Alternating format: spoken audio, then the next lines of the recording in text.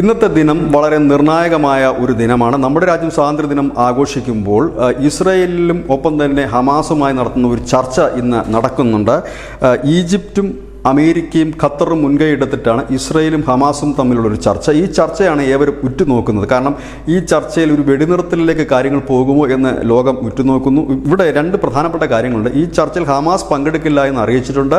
ഇനി അവസാന നിമിഷത്തിൽ ഹമാസ് നേരിട്ടല്ലെങ്കിൽ പോലും അവരുടെ ഏതെങ്കിലും പ്രതിനിധികൾ ഈ ചർച്ചയിൽ ഉണ്ടാകുമോ എന്നുള്ള കാര്യത്തിൽ ഒരു വ്യക്തതയും ഇപ്പോഴില്ല. ഏതായാലും ഇസ്രായേൽ അവരുടെ ഒരു പ്രധാന ഡിമാൻഡായി മുൻപോട്ട് വെക്കുന്ന ബന്ദികളുടെ മോചനം തന്നെയാണ്.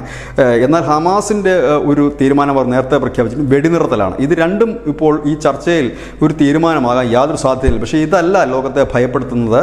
കാരണം ഈ സമയത്ത് തന്നെ വിവിധ തരത്തിലുള്ള ആക്രമണങ്ങൾ ശക്തമാക്കാൻ ഹിസ്ബുള്ളയും ഹമാസും ശ്രമിക്കും എന്നുള്ളത് തന്നെയാണ്. അതൊരുപക്ഷെ കൈവിട്ടു പോകുന്ന തരത്തിലേക്ക് നീങ്ങുമോ എന്നുള്ളതും കാത്തിരുന്ന് കാണേണ്ടി വരും. കാരണം ഇറാൻ കഴിഞ്ഞ ദിവസമൊക്കെ പറഞ്ഞിരുന്ന ഈ ചർച്ചയ്ക്ക് ശേഷം മാത്രമേ ഒരു തീരുമാനത്തിലേക്ക് തങ്ങൾ എത്തുമെന്നാണ്. ഏതായാലും വളരെ നിർണായകമായ ഒരു ദിവസമാണ്. ഏതായാലും നമ്മളുടെ രാജ്യം സ്വാതന്ത്ര്യദിനം ആഘോഷിക്കുമ്പോൾ, ആഹ്ലാദത്തിലാകുമ്പോൾ ലോകം ഉറ്റുനോക്കുന്നത് ഇസ്രായേൽ ഹമാസ് പോരാട്ടം ഏത് വഴിയിലേക്ക് നീങ്ങുമെന്നാണ്. News desk news India Malayalam.